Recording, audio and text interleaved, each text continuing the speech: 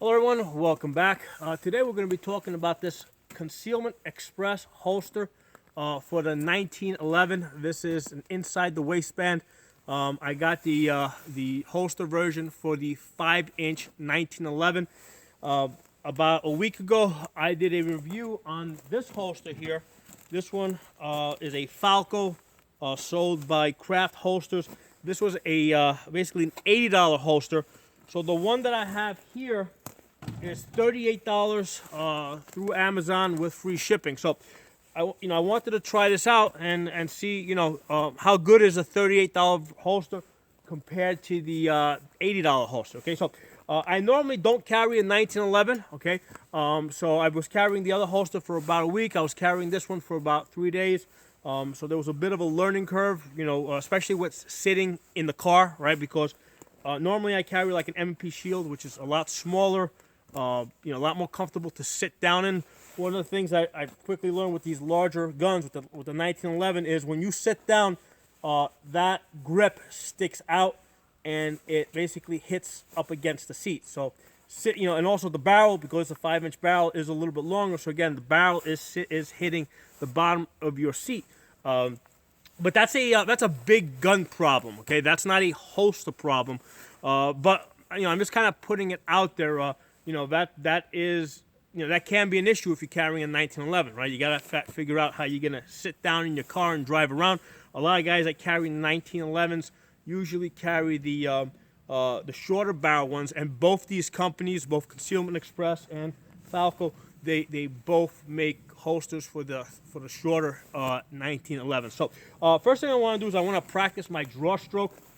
Get my hand on my chest, use my pinky here to pull my jacket back, come up, extend, come out, find my sights, safety off, safety back on, come back in, hand on my chest, clear my jacket, clear my garment, get the gun back in the holster. Okay, so this is something you're going to want to do a couple of times, get comfortable before you even start shooting. Okay, all right, so now let's take a couple of shots with this.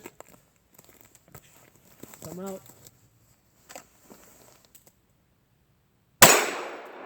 Safety back on.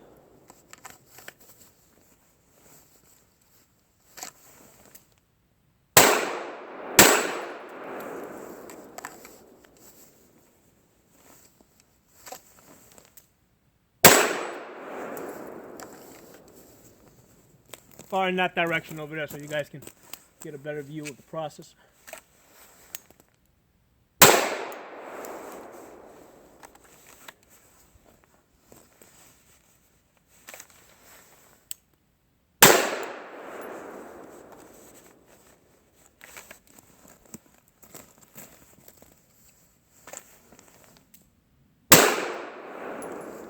So for those of you not familiar with the 1911, okay, the way it works is when I come out of holster, right, hands on my chest over here, come up, come out.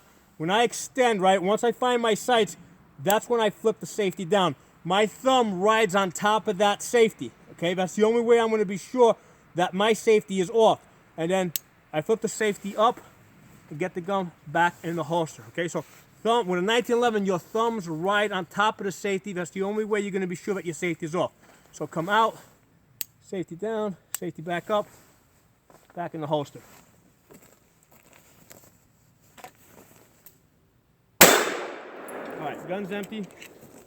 All right, so let's talk about this a little bit. Get my earmuffs off. So as you guys can see, the in and out of the holster part worked really good. Okay, now really quickly, let's talk about this holster. It is a fully Kydex holster, right? So here, let me take it off so you guys can get a closer look at it.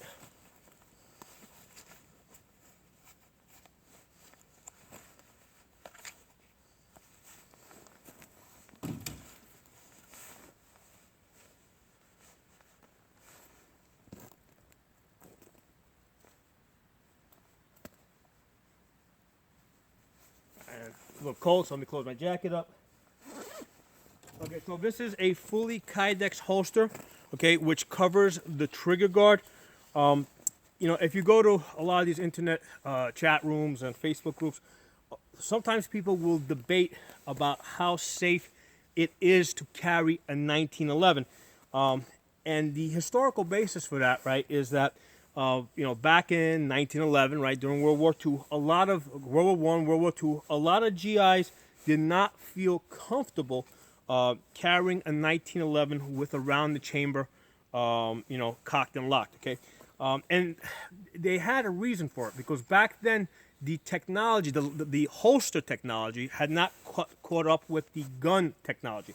So they were using these older style holsters, really designed for a revolver with a double action trigger. And what happened is when you switched over to a pistol like this, right, and you're using a leather holster, sometimes what happens is the leather will collapse. You'll have issues like this. Well, the Kydex takes care of that problem, because the Kydex basically does not collapse over time, no matter how wet or sweaty or whatever. The Kydex will maintain its form, and the Kydex is essentially the safety mechanism of this gun. So when people talk about safety, I see the holster as a safety mechanism. As long as it's covering the trigger guard, there's nothing that can possibly go wrong. Back in the day, they had 4 carry conditions for the 1911. Okay, condition 3 was full magazine, hammered down, and what happened is when you came out of your holster, right? When you came out of your holster, you racked your slide, right, and you fired the gun, right? So that was condition 3. Condition 2 was you put your magazine in, you would put around the chamber, and then you would manually decock the hammer. Okay. Now, what would happen is once you come out of the holster, you would use your thumb to cock the hammer. The reason why I don't like condition 2, and a lot of people don't like it, is because when you have around the chamber, when you manually decock that hammer, if it slips and hits the firing pin hard, it's going to set the gun off. Okay. So I generally don't advise condition 2 with around the chamber, hammered, and then manually lower. Oh, see, I just slipped it. Right? Well, actually, I slipped into half cock mode, but I normally don't advise this. Condition 1 is basically round, full magazine, round the chamber, and you put your thumb safety on. Okay, so that's condition 1, and then condition 0, all right, is basically same thing, round the chamber, thumb safety off. Now you're relying just on the backstrap safety. Okay. Very few people carry the 1911 in condition 0, because here's the thing, when you come out of the holster, you pretty much have to ride your thumbs on top of the safety, because if you don't, you're not gonna be sure that the safety's off, right? Because you can accidentally flip this on or off. So since you got to get your thumbs on top of the safety anyway, in order for you to be sure that they're off, it does not make sense to carry this gun intentionally with the thumb safety down. So I would just recommend carrying this in condition 1, round the chamber, thumb safety on. Now, with around the chamber, inside the holster, right? First of all, even if you had it in condition 0, right, and you have this in the Kydex holster, this is just as safe now as your Glock or the M&P Shield that I normally carry. Okay. Because basically there's a firing pin block on this. There's also another internal safety on this. So with the thumb safety down, this is just as safe as a Glock that you would carry in your Kydex holster. And now with the thumb safety on, you have that extra layer of protection. So this is a perfectly safe gun. If anything, I would argue that this is now even more safe than your Glock that a lot of people carry. Okay, let's now compare these two holsters.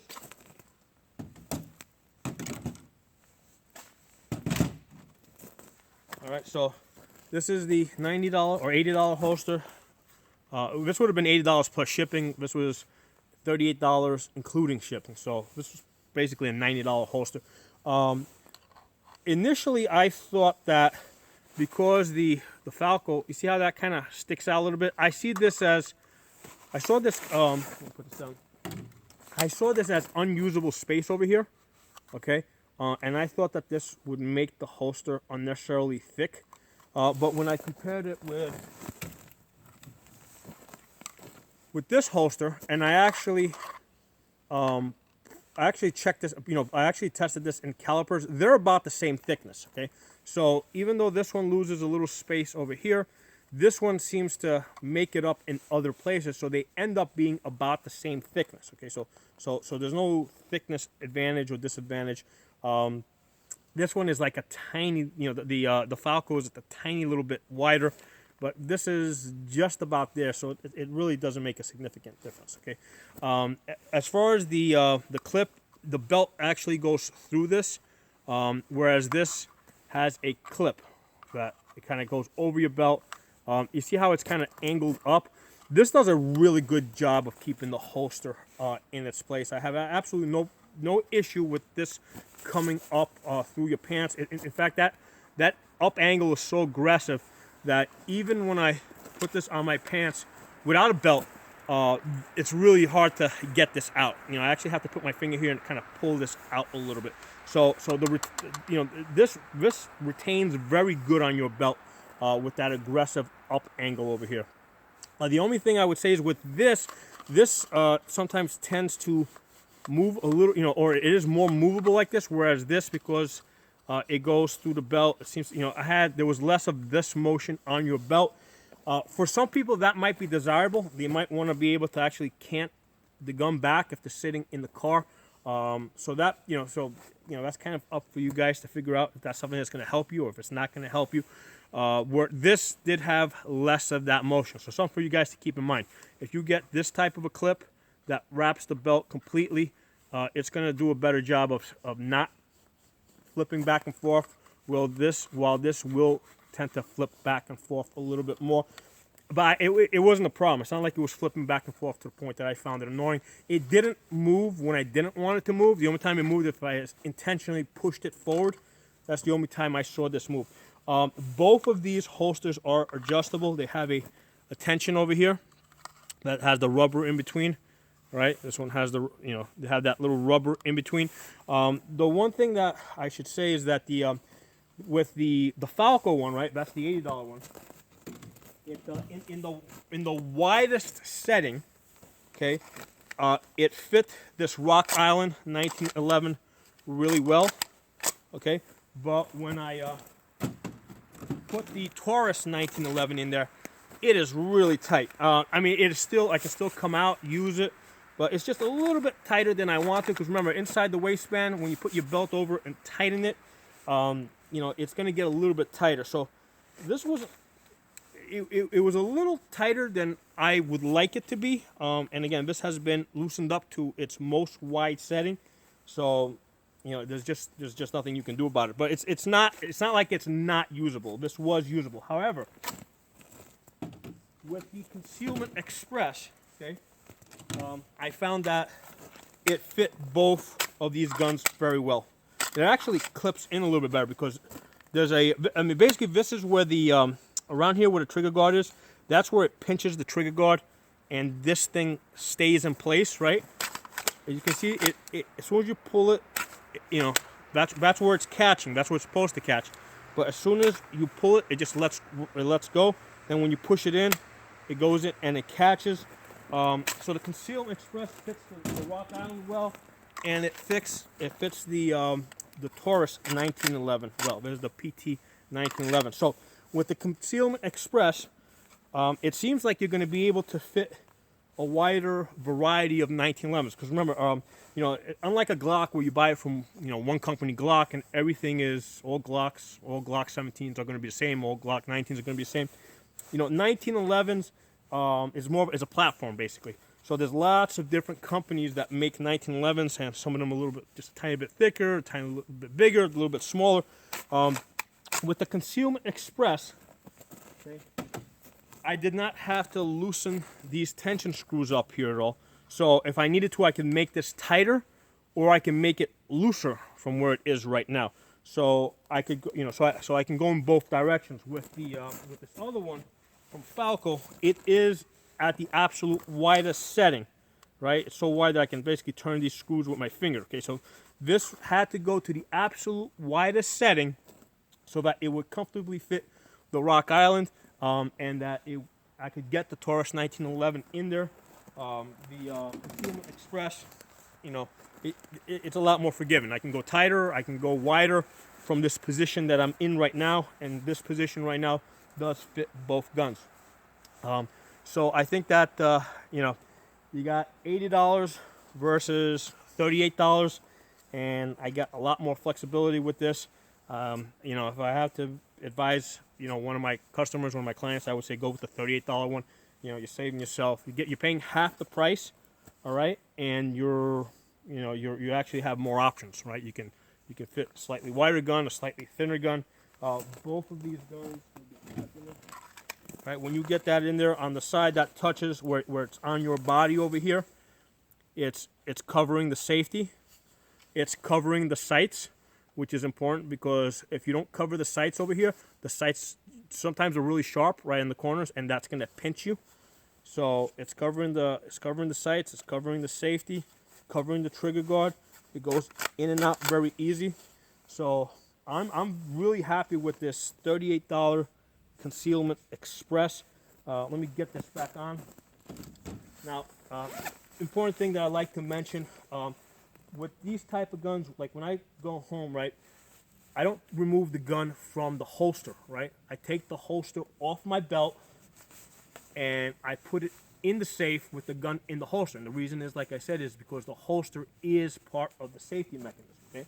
So with this one over here, the one from with Falco, okay, the way the one that has that closed loop, the way I would have to do this, I'd have to put this on, right? And then I gotta run the belt through that hole. So this has to be already on your body in order for you to run your, to get your belt on, right? Just because it's closed over here, right? Now with this one over here, with the Concealment Express, because it's a clip-on, okay, what I'm able to do is get my belt on and then put the holster on, which can have an advantage if, let's say, you normally keep your gun in the holster in your safe, and then you want to go get the gun and put it on you. You don't have to undo your belt to get the holster on. So let's get this on. And like I said, it is tight. See how I gotta pull that clip out a little bit in order to get it on. The place where this sits is between your hip and your butt. So there's a hollow area here. I refer to it as the hollow of the ass. That's where this sits. And then you tighten this up. And then you're ready to go. Come out. Safety off, safety on. Okay.